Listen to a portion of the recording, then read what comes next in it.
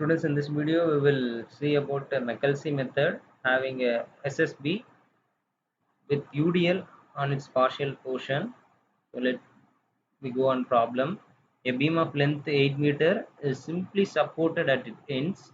It carries uniformly distributed load of 40 kN per meter as shown in figure.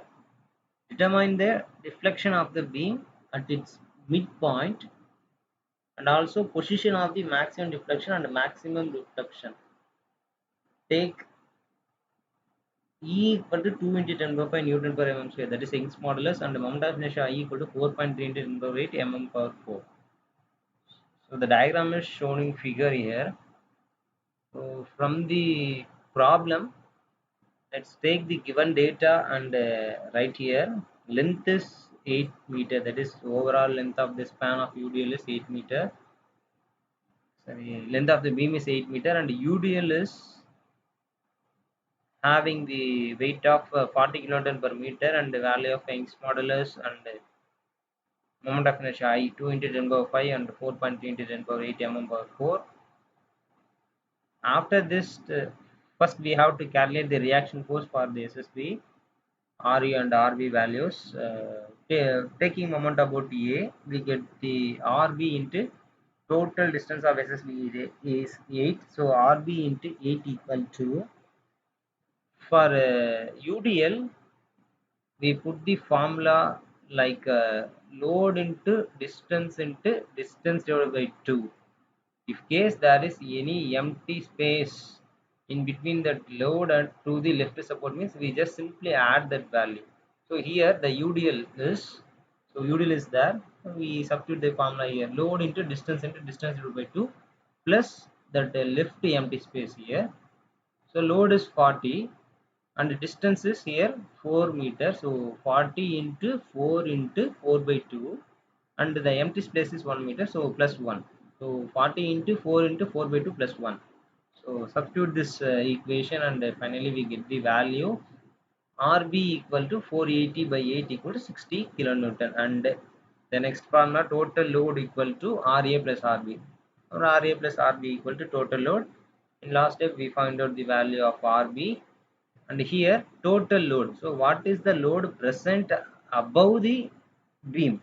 Here there is no any point load over the beam. The only load is UDL. So how will we convert the UDL into a point load? Just simply we multiply the UDL distance into that UDL load. Here the UDL spread distance is 4 meter only. So just we multiply that distance. So 40 into 4. Now the UDL is converted into point load. 40 into 4. RB equal RA equal to total load minus RB equal to 40 into 4 minus 60. We get the value RA. RA equal to 100 kilonewton. Now we have value RB and also RA reaction forces, and the next step after finding the reaction force, we form the bending moment equation here. So for the bending moment equation, just you simply consider one section x dash far away from the left hand side. If in case if you are taking a reference as left hand side, means you put one dotted line on the right hand side, or in case you take right as reference, means you put x dash on the left hand side, far away from the right or far away from the left. Okay, I take left hand side as a reference. Okay, I left hand side as a reference and I put x dash in the right hand side. So I take the distance of x dash from the left hand side. The total distance from left hand to x dash is taken as small x. Okay, so the bending moment equation EA into d square y by dx square equal to this RA into total distance from the x dash is small x. So RA into small x, and put one dotted line. Next to the second load acting at second point is point C here. The second point is point C. First point is point A, second point is point C. At point C, the 40 kilonewton per meter, yeah, UDL is spread starting there here. So 40 into load into distance by 2. Okay. that formula. Here the load minus 40 into the distance is x minus 1. The distance is x minus 1.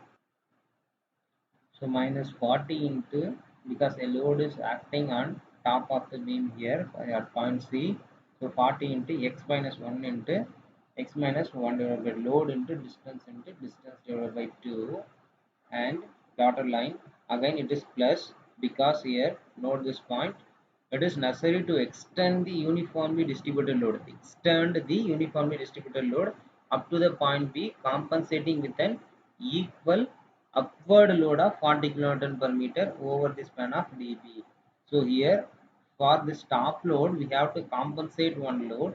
So here 40 kN per meter is in bottom, so it is, the load is acting towards the top. So here, so we put a positive, so 40 into the distance. What is the intermediate distance in between this point D to the xx dash? So already we know the total distance is the x. So the point is in D here. So between this left hand side we have 5 meter. So this total distance x minus this 5. So 40 into x minus 5 into x minus 5 divided by 2. Load into distance divided by 2. So this is the bending moment equation. So just simplify this equation. We know the RA value 100, and just simplify this equation. 2 and 40 is cancelled and we get 20, and 2 and here positive 40 and we get 20. Integrating the above equation we get, if you once integrate the bending moment equation means you get the slope equation.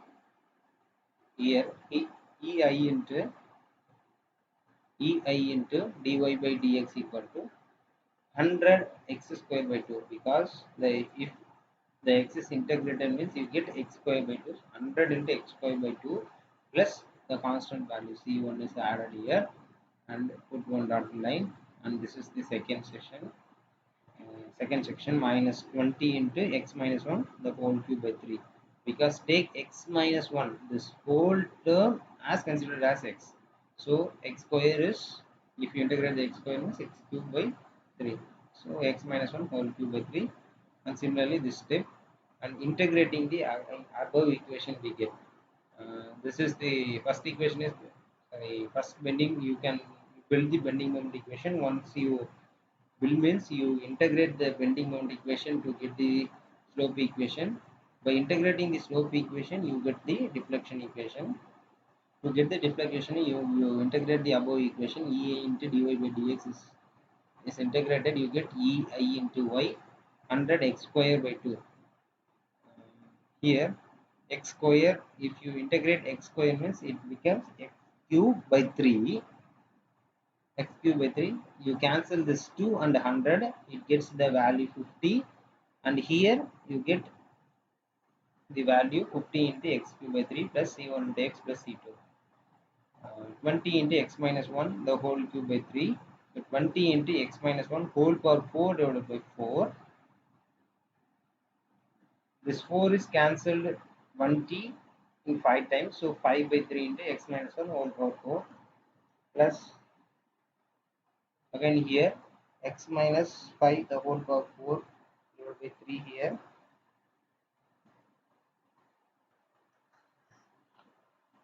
X minus 5 the whole power 4 divided by 4. By the previous step, similarly like here also, this 4 and this 20 is cancelled and we get 5 by 3 into x minus 5 the whole power 4. After finding the three equations, you have to fix the boundary conditions where C1 and C2 are constants. To find out C1 and C2, you fix the boundary condition. For SSBs, we have two boundary condition. At the supports, we don't have any deflections. At the supports, we don't have any deflection. That is the condition. So on support A and support B, there is no any deflection. That is the distance x. Here there is no distance traveled, so x is 0 here.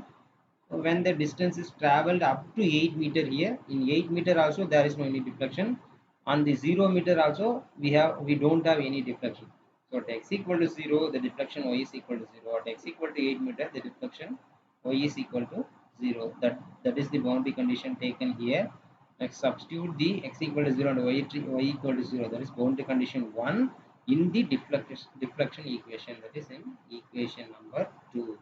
You get the value C2 equal to 0, and substituting the second boundary condition x equal to 8 meter and y equal to 0 in the same deflection equation to get the C1 value. C1 equal to minus 583.33. Now you get the C1 value and C2 value. Now substitute this C1 and C2 in again deflection equation to get the final deflection equation of SSB at any point. This deflection equation is the final deflection equation to calculate the deflection at any point for this beam. At any point you can calculate the deflection by using this final deflection equation. And they are asking what is the deflection at the center. In question they are asking what is the deflection at the center. We know the total length of the beam is 8 meters, so deflection at the center is 4 meter. Here we know the deflection equation. So at the point at the term in x term we simply put 4 meter here, so we can able to easily find out the deflection at 4 meter. So see here, by substituting x equal to 4 meter in the equation 3 up to the second dotted line, up to the second dotted line, see this up to the second dotted line, because the deflection is up to the 4 meter only. This first dotted line is up to 1 meter. The second dotted line is up to this 5 meter. Up to this 5 meter only, because it doesn't crosses the third. It doesn't crosses the third. So up to before the D point. So it accepts up to before the C. Sorry, before the D. Okay. So note this point. Substituting x equal to 4 in equation up to the second dotted line, we get the deflection at the center. The point x equal to 4 lies in the second part. The point x equal to 4 lies in the second part, that is C and D of the beam. C and D in between the 4 meter lies. So we get the value y equal to minus 16.2 mm downward. So downward deflection, in case negative result, if we get the negative result means it is a downward deflection. Next to find is position of maximum deflection. At what position the maximum deflection occurs?